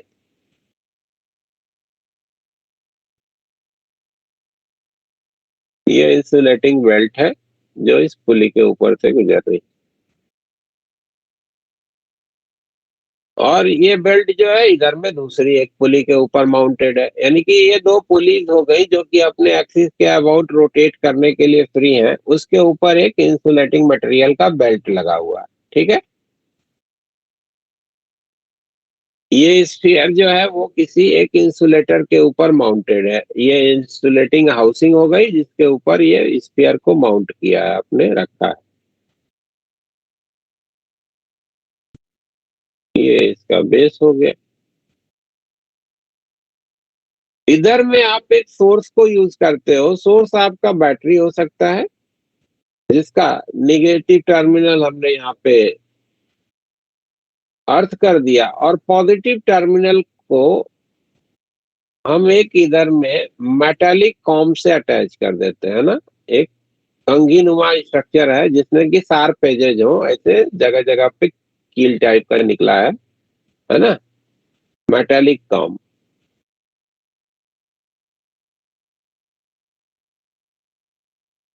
उसको हमने प्लेस कर दिया इधर में, और एक दूसरे मेटालिक कॉम को इस स्फीयर से अटैच करते हैं, और वो इस पर्टिकुलर पोजीशन पे यहाँ पे लगा दिया गया मेटालिक कॉम। ठीक, एक्सटर्नल मीन को यूज करके हम इस पुली को रोटेट कराते हैं, जिसके कारण ये हमारी बेल्ट जो है वो मूव कर रही है। इस दोनों पुली के बीच में ये बेल्ट हमारी मूव कर रही है। जब इधर में सोर्स लगाओगे, इसका पोटेंशियल आपने पॉजिटिव दिया है, ये निगेटिव है, या अर्थ कर दिया तो जीरो हो गया, तो इधर का चार्ज जो होगा वो एक्यूमुलेट होगा ऑन दिस कंडक्टर। और चूंकि इसमें आपने जगह जगह पे शार्प एज बना के रखे हैं ऐसे, तो वहां पे इलेक्ट्रिक फील्ड जो होगी वो बहुत ज्यादा हो जाएगी, है ना। जो लाइटनिंग कंडक्टर में भी आप यूज करते हो ना, जो भाले नुमा या त्रिशूल नुमा स्ट्रक्चर लाइटनिंग कंडक्टर में यूज होता है ना, that is to create a sharp edge, जिसकी वजह से वहां पे जो है कोरोना डिस्चार्ज इजिली हो जाए। तो इधर में जो चार्ज आया उसके कारण यहाँ पे बड़ी फील्ड जनरेट हो गई, तो इधर में जो हवा है उसका डाइलेक्ट्रिक ब्रेकडाउन हो जाएगा। तो हवा के जो मॉलिक्यूल है, एयर के जो मॉलिक्यूल है, उसके इलेक्ट्रॉन्स उससे डिटैच होंगे, और वो इलेक्ट्रॉन जो होगा वो इस पर्टिकुलर कॉम की तरफ मूव करेगा, और पॉजिटिव जो चार्ज है वो इस बेल्ट की तरफ मूव करेगा, और बेल्ट से जाके अटैच हो जाएगा। तो ये बेल्ट हमारी क्या होगी, that will become positively charge, है ना भाई। Yes sir. तो कोरोना डिस्चार्ज के कारण ये बेल्ट हमारी जो है वो पॉजिटिवली चार्ज हो जाएगी, और ये बेल्ट जब मूव करती हुई यहाँ पे पहुंचेगी तो फिर से यहाँ पे फील्ड जनरेट होगा, और यहाँ पे कोरोना डिस्चार्ज होगा। ये आप निगेटिव प्लेट की तरीके से वर्क करेगा, क्योंकि वहां पे अब निगेटिव चार्ज जो है वो एक्यूमुलेट हो जाएगा, फील्ड जनरेट होगी, फिर से यहाँ पे एयर का डाइलेक्ट्रिक ब्रेकडाउन होगा। तो अब जो है पॉजिटिव चार्ज जो होगा वो इस कॉम की तरफ मूव करेगा, और जो निगेटिव चार्ज यानी कि इलेक्ट्रॉन होंगे वो इस बेल्ट की तरफ मूव करेगी। बोलो भाई, ठीक है। Yes sir. तो ये चार्ज जो है थ्रू दिस कॉम इस स्फीयर को ट्रांसफर होने लगेगा। ठीक है, तो जैसे जैसे आप इसको मूव कराते जाओगे वैसे वैसे चार्ज हमारे इस स्फीयर पे जो है वो एक्यूमुलेट होता जाएगा, और धीरे धीरे इतना चार्ज एक्यूमुलेट हो जाएगा जिससे कि इसके नियरर जो एयर है वो अपने डाइलेक्ट्रिक स्ट्रेंथ तक पहुंच जाए, है ना। तो एयर का जो डाइलेक्ट्रिक स्ट्रेंथ होता है वो आपको मालूम होगा, dielectric strength of air is 3 × 10⁶ volt पर मीटर। यानी कि इस पे चार्ज तब तक एक्यूमुलेट होता रहेगा जब तक कि यहाँ की जो इस स्फीयर के नियरर जो फील्ड है वो 3 × 10⁶ मीटर का 6 वोल्ट पर मीटर का नहीं हो जाती, तब तक जो है चार्ज इस पे एक्यूमुलेट होता रहेगा। ठीक है ना। और जैसे ही Yes, फील्ड sir. जो है वो इसके बराबर हो जाएगी, फिर फर्दर आपका एक्यूमुलेशन नहीं होगा, क्योंकि अब जो है यहाँ पे जो एक्स्ट्रा चार्ज आएगा वो डाइलेक्ट्रिक ब्रेकडाउन कर देगा और ये एयर के थ्रू चार्ज जो होगा वो सराउंडिंग को ट्रांसफर हो जाएगा। ठीक है, तो मैक्सिमम जो इस पे पोटेंशियल आ सकता है वो corresponding to the dielectric strength of air. मान लो कि ये E है और इस पर्टिकुलर स्फीयर का जो रेडियस है वो R का है, तो जो वोल्टेज और स्फीयर फील्ड में रिलेशन है वो आपको मालूम है, V that is equals to E into R, लिखा जाएगा ना। Yes sir. Yes, sir. तो कैसे लिख रहे हैं वो भी समझ लो। नियर द स्फीयर जो फील्ड होती है वो आप लिखते हो Q डिवीजन में 4 pi epsilon not R square, और जो पोटेंशियल लिखा जाता है Q डिवीजन में 4 पाई एप्सिलॉन नॉट R से है? तो दोनों को Yes, sir. कोरिलेट कर लो, तो इधर से R को इधर ट्रांसफर कर देंगे तो V equals to E R आ जाएगा। तो मैक्सिमम जो पोटेंशियल आप इसको प्रोवाइड कर सकते हो वो हमारा होगा corresponding to the dielectric strength of air, E into R के बराबर। इतना पोटेंशियल हम यहाँ पे एक्यूमुलेट करा सकते हैं। ठीक है, यानी कि 1 मीटर रेडियस का अगर हमारा स्फीयर होता है तो 3 इंटू 10⁻6 वोल्ट तक का हम पोटेंशियल जो है वो जनरेट कर सकते हैं 1 मीटर रेडियस के इस मेटालिक स्फीयर के लिए। ठीक है ना। तो एक छोटा सा Yes, sir. सोर्स जिसका वोल्टेज छोटा है उसको यूज करके हम हाई पोटेंशियल को जनरेट कर सकते हैं। तो ये आपका डिवाइस हो गया, जिसको क्या बोलते हैं आप, बंडी ग्राफ जनरेटर। ठीक है, ये हाई पोटेंशियल को जनरेट करने के लिए यूज होने वाला डिवाइस है, और ये प्रिंसिपल जिस पे वर्क करता है दैट इज कोरोना डिस्चार्ज। ठीक है भाई। Yes, sir. Yes, sir. Yes, sir. अब आओ एक दो प्रॉब्लम में और कर लेते हैं सर्किट की। हाँ, ये 29 किसी ने बोला था ना, कोई कह रहा था ना 29 में बताना। हेलो, कौन बोला था 29 को? यस सर, मैं आदित्य। हम्म,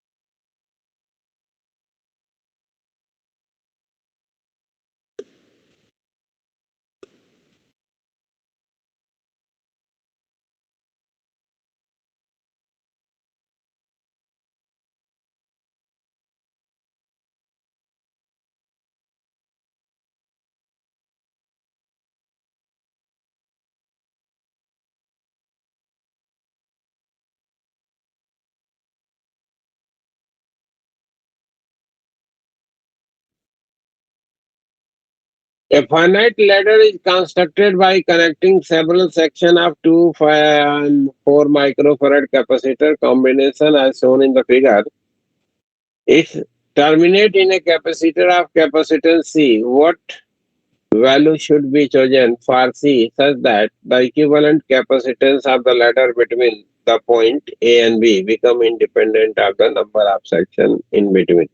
अच्छा देखिए, ये जो इस तरीके के जो प्रॉब्लम होते हैं कि एक स्टेप इसमें जोड़ दें, एक स्टेप घटा दें तो कैपेसिटेंस जो है अनइन्फ्लुएंस्ड रहे, ऐसे जो प्रॉब्लम्स होते हैं उसको भी वर्कआउट करने का तरीका जो है वो वही है जैसे आप इनफाइनाइट लैडर वाला यूज करते हैं। ठीक है, तो ये सी की वैल्यू आपसे पूछी गई है।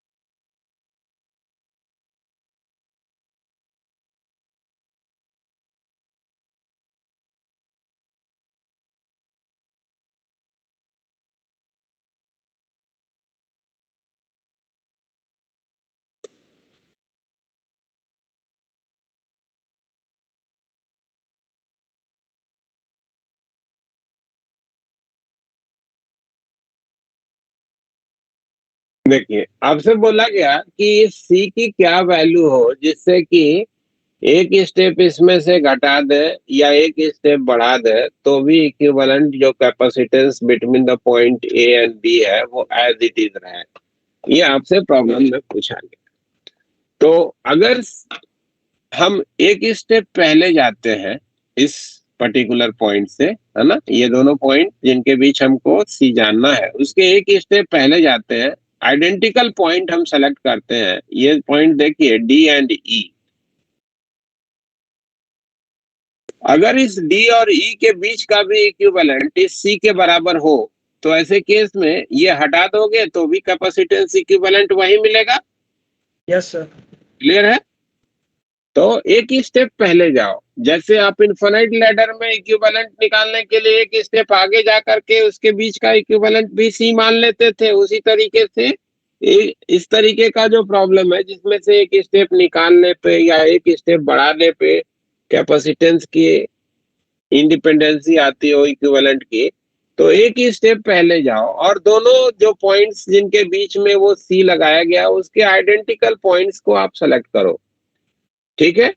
और उसके बीच का भी इक्विवेलेंट सी होना चाहिए if capacitance is to be independent of number of steps. ठीक है ना? Yes sir.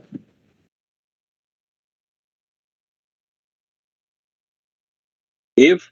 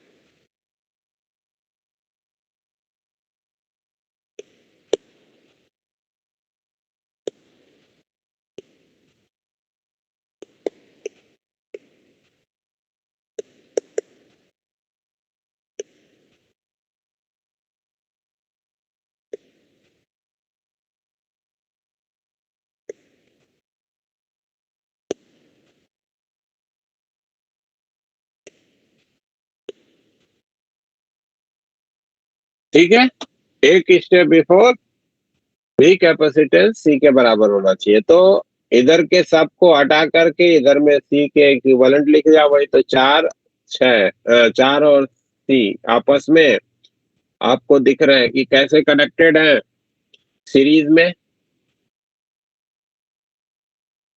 ये 4 और ये सी सीरीज में जुड़े हैं। Yes sir. Yes sir. तो इन दोनों का इक्विवेलेंट क्या हो जाएगा? 4C डिवीजन में 4 + C। Yes sir. Yes sir. और इन दोनों के कॉम्बिनेशन के साथ ये 2 कैसे जुड़ा है? पैरेलल में। तो इन सब का इक्विवेलेंट क्या हो जाएगा? +2 that is equal to C। ये हो जाएगा। Yes sir. Yes sir. बस ये क्वाड्रेटिक बना के सॉल्व कर देना इसको। तो 4C + 8 + 2C that is equal to 4C + C²। तो ये हो जाएगा C² माइनस का 2C माइनस का 8 दैट इज इक्वल टू 0। तो C² माइनस का 4C प्लस का 2C माइनस का 8 दैट इज इक्वल टू 0। तो C माइनस का 4 प्लस 2 C माइनस का 4 दैट इज इक्वल टू 0। तो C माइनस का 4 C plus 2 that is equal to 0। अब देखो इसके 2 रूट हो गया, 4 और माइनस का 2। आपको मालूम है कि capacitance always a positive quantity, तो C की वैल्यू हो जाएगी 4 माइक्रोफैराड। ठीक है? तो अगर ये C की वैल्यू 4 माइक्रोफैराड की है तो ऐसे केस में एक स्टेप निकालो या एक स्टेप और आगे जोड़ो। इफेक्टिव कैपेसिटेंस जो होगा वो जितना A और B के बीच पहले का था वही अब भी रहेगा।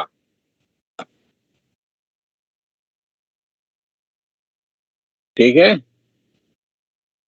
Yes, sir.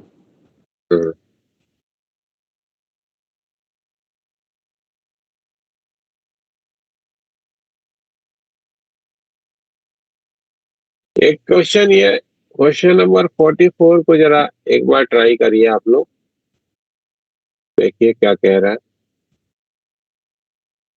A parallel plate capacitor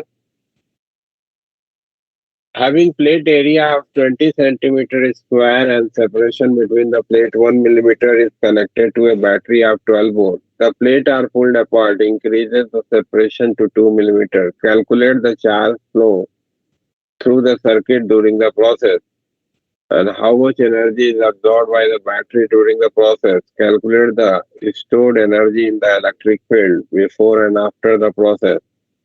Using the expression for the force between the plates, find the work done by the person pulling the plate apart. So and justify that no heat is produced during this transfer of charge as the separation is increased. Question को एक बार ध्यान से पढ़ लीजिए, फिर मैं आपको समझाता हूँ और बताता भी हूँ क्वेश्चन को।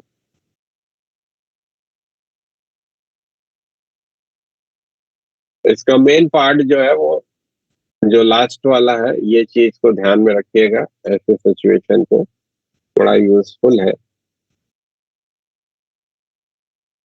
इंफॉर्मेशन।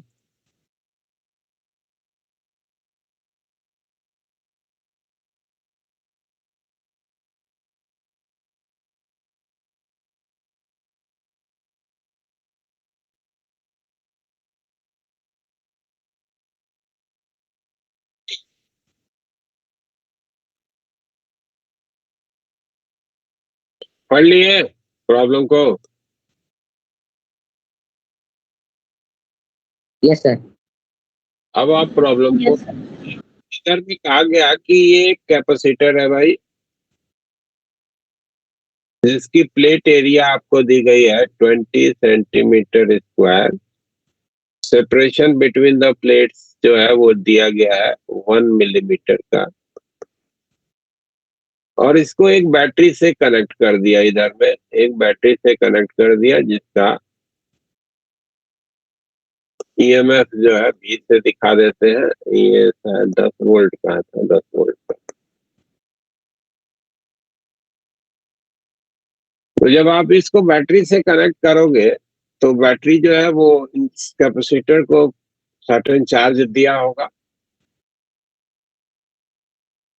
इनिशियली इसका कैपेसिटेंस कितना है भाई?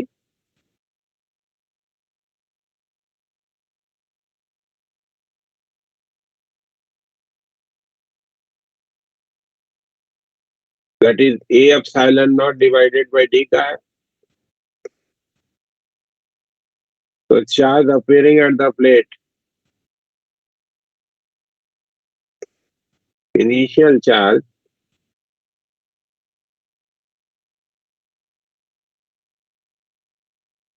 appearing on capacitor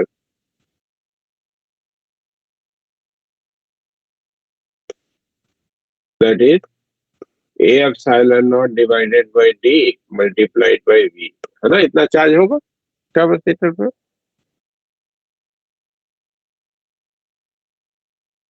बोलो भाई, होगा? Yes, sir. और energy stored on the capacitor,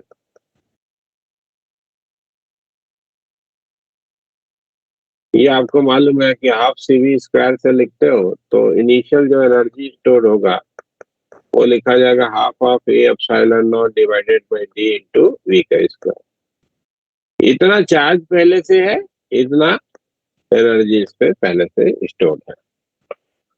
अब क्या कहा जा रहा है कि इन दोनों प्लेट्स पे इधर फोर्स अप्लाई करके धीरे धीरे धीरे धीरे इसको खींचा जा रहा है, दूर ले जा रहा है, और ले जाकर के इन दोनों प्लेट को एक दूसरे से 2D के सेपरेशन पे प्लेस कर दे रहे हैं, है ना? सेपरेशन बढ़ा के 2D कर दिया। तो सेपरेशन आपने बढ़ा दिया तो कैपेसिटेंस जो होगा वो कम हो जाएगा। Yes, sir. Yes, sir. Final capacitance क्या हो जाएगा?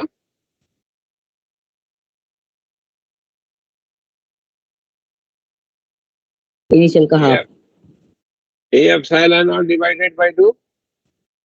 तो Yes, sir. Finally charge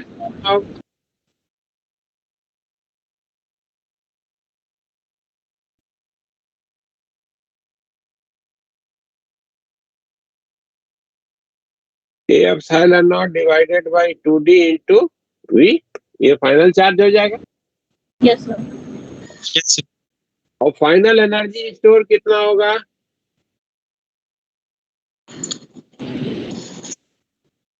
A epsilon naught divided by 4d into v square. Yes, sir.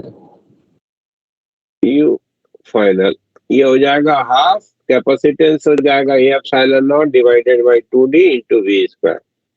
तो ये फाइनल एनर्जी हो जाएगा A epsilon not divided by 4d into V square. ये final energy store है। ठीक है, इतनी इंफॉर्मेशन तो हमारे पास सिंपली डायरेक्ट फॉर्मूला था, उससे बन गया। अब आइए प्रॉब्लम पे चलते हैं, देखते हैं क्या पूछा गया। Calculate the charge phloem from the circuit during the process. कितना चार्ज फ्लो किया? तो अब देखो, कैपेसिटर पे पहले से इतना चार्ज था और फाइनली जो कैपेसिटर पे चार्ज होना है वो इतना होना है, जो कि स्मॉलर है। यानी कि ये चार्ज जो है कैपेसिटर से बैटरी को मिला है ना भाई? Yes, sir. ये क्या हो गया? चार्जिंग ऑफ बैटरी हो गई। तो पहला पार्ट का आंसर क्या बन गया? Charge supply to the battery जो होगी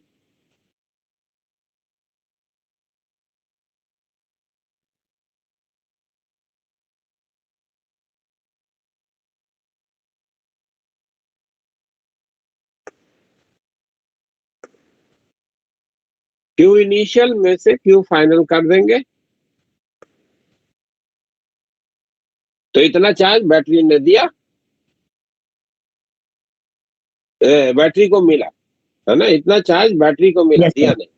फाइनल में से इनिशियल करते तो बैटरी ने दिया मिलता, वो निगेटिव मिलता। ठीक है ना? तो एक्चुअल में ये चार्ज जो है वो कैपेसिटर से बैटरी को ट्रांसफर हुआ है। ठीक है, कितना हुआ है? तो A epsilon not divided by 2d into V का इतना चार्ज हुआ। तो ये पहले पार्ट में डाटा भर के इसको हम कैलकुलेट कर लेंगे। ए का आंसर हो गया। क्लियर है? Yes. Yes, sir. अब और दूसरे पे चलते हैं। How much energy is absorb by the battery during the process. कितनी एनर्जी बैटरी ने एब्जॉर्ब किया? अब देखो, अगर बैटरी वर्क करती तो बैटरी एनर्जी डिलीवर करती, है ना? अब बैटरी पे वर्क हो रहा है, बैटरी को चार्ज मिल रहा है, तो बैटरी एनर्जी स्टोर करेगी। जैसे जैसे जब आपके यहाँ घरों में लाइट चली जाती है तो इन्वर्टर की बैटरी जो है वर्क कर रही होती है, वो आपको इलेक्ट्रिक सप्लाई देती है। ठीक है, लेकिन वहीं पे जब लाइट आ जाती है तो वही बैटरी चार्जिंग दिखाता है ना। यानी कि अब क्या होता है कि जो पावर आया उससे चार्ज जो है वो बैटरी को मिलता है। ठीक है, यानी कि बैटरी की एनर्जी इंक्रीज करती है। तो work done by the battery पूछा जाता तो क्या करते? Charge supplied by the battery multiplied by EMF करते। अब बैटरी को वर्क मिल Yes, रहा है तो बैटरी की एनर्जी इंक्रीज करेगी। तो बैटरी की एनर्जी इंक्रीमेंट कितना हुआ? तो charge given to the battery multiplied by EMF of the battery, है ना?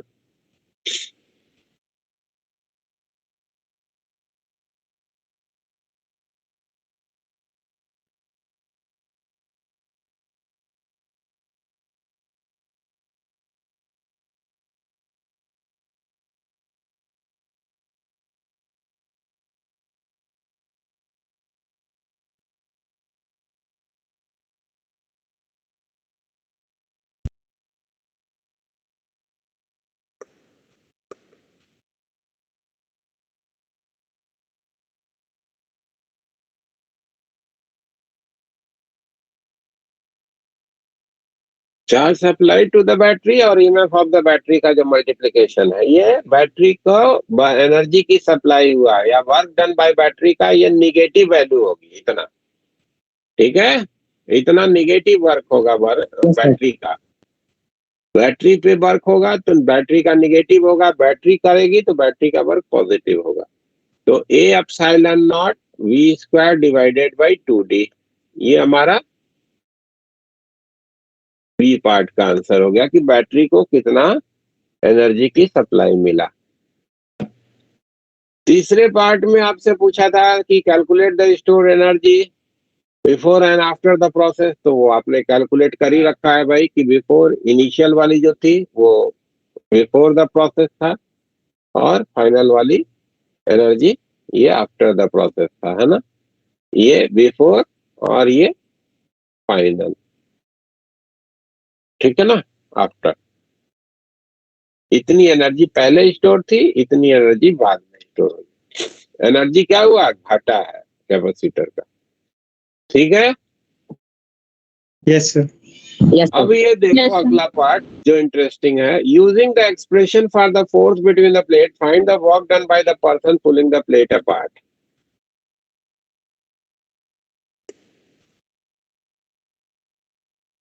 मान लो कि आपने कहा कि किसी समय पे प्लेट के बीच का जो सेपरेशन है वो x का हो गया, प्लेट एरिया आपकी एक ही है, तो चार्ज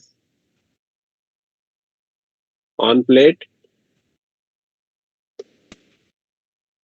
बैटरी लगी है V की, है ना, दोनों के बीच में।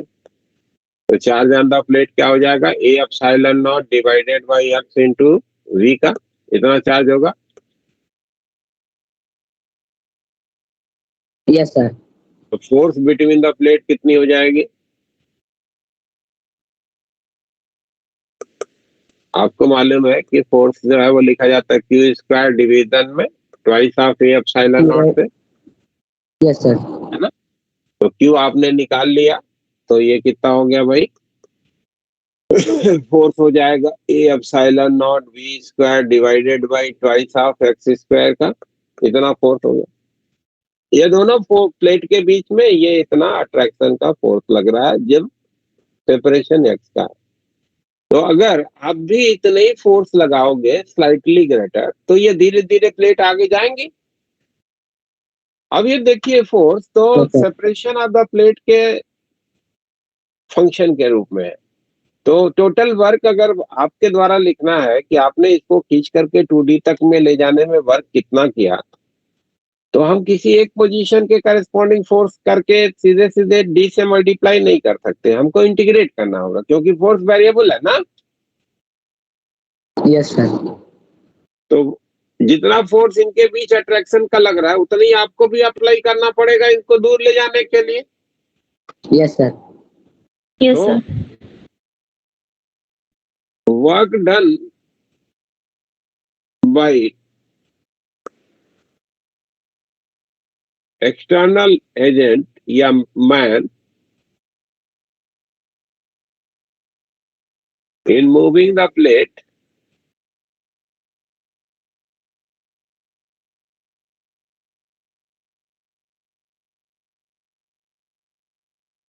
further dx apart, ये क्या हो जाएगा, पॉजिटिव का होगा A epsilon not V square divided by twice of X square into DX, है ना। Yes, sir. अब इसी को अगर हम लोग इंटीग्रेट कर देंगे कहां से कहां तक, एक्स की वैल्यू डी से 2D तक, तो work done by Yes, the person मिल जाएगा ना। बोलो भाई, Yes, sir. पहले सेपरेशन डी था अब 2D कर देना है, तो पर्सन ने कितना वर्क किया उसकी इंफॉर्मेशन हो जाएगी कि पर्सन का वर्क हो जाएगा A epsilon not be square divided by 2, ये तो कांस्टेंट है, पार हो गया x square 1/x square minus का 1/x 1/d माइनस का 1/2d। तो पर्सन का जो वर्क आया वो हमारा आ गया A epsilon not V square divided by 4d, इतना पर्सन ने वर्क किया, ये डी पार्ट का आंसर हो गया।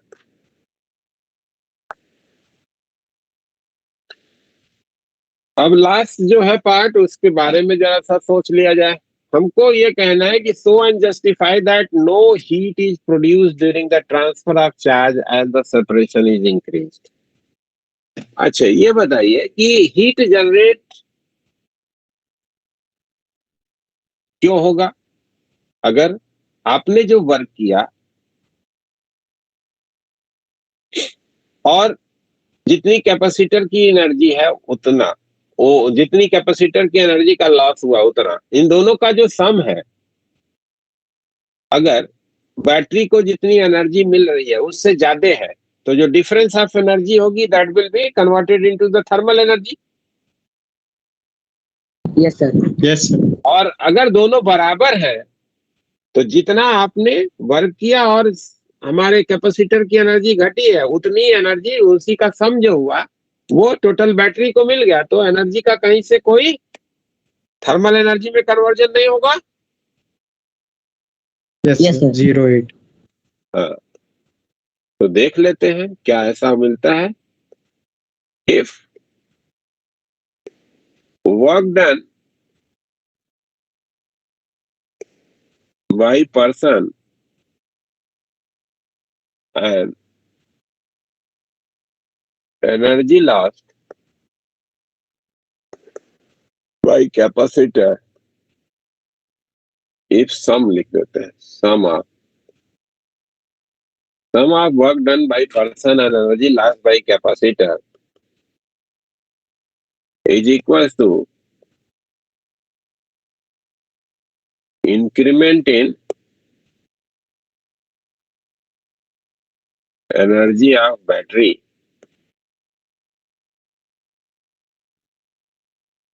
then no heat is generated।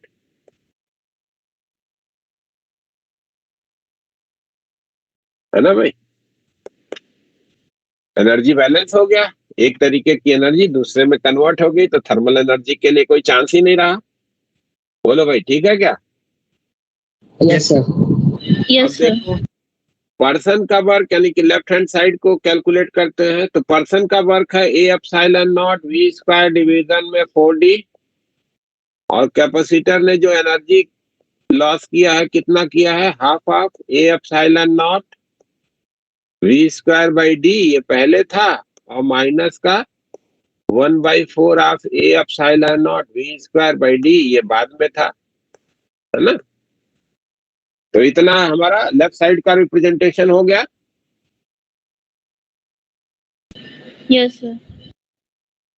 इतनी एनर्जी कैपेसिटर पे पहले थी, इतनी अब है, तो दोनों का जो डिफरेंस है ये कैपेसिटर की लॉस एनर्जी हो गई और ये पर्सन का वर्क हो गया, दोनों का सम हो गया A epsilon not V square division में 2d।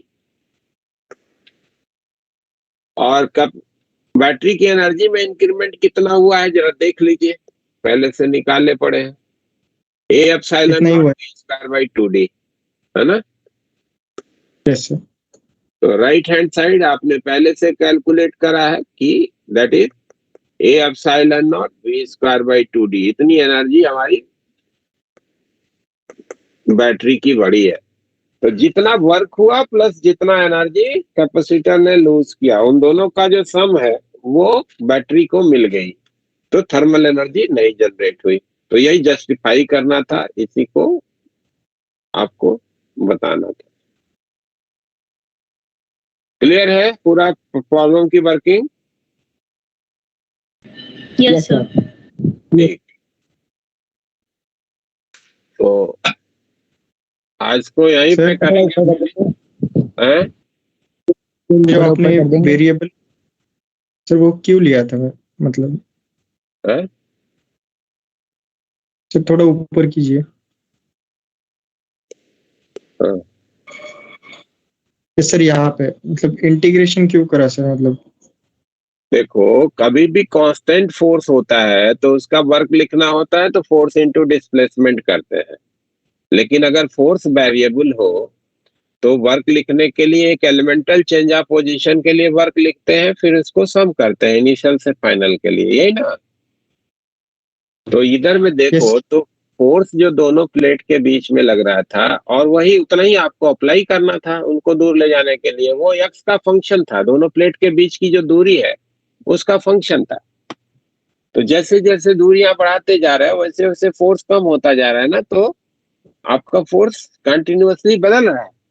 तो अगर उसका वर्क लिखना है तो you have to go through the process of integration, है ना। डायरेक्टली फोर्स और डिस्प्लेसमेंट से नहीं लिख सकते, that is for the constant force only, वो केवल कांस्टेंट फोर्स का तरीका है, ठीक है। समझ गया।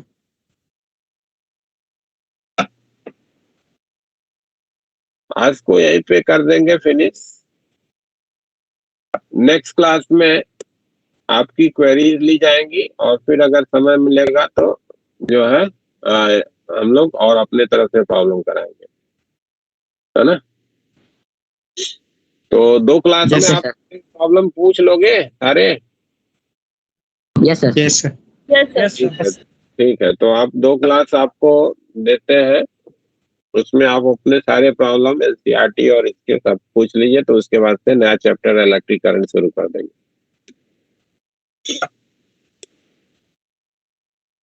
Thank you sir. Okay, thank you sir. Bye sir. Bye bye thank you sir. Bye sir. Thank you sir. Bye bye.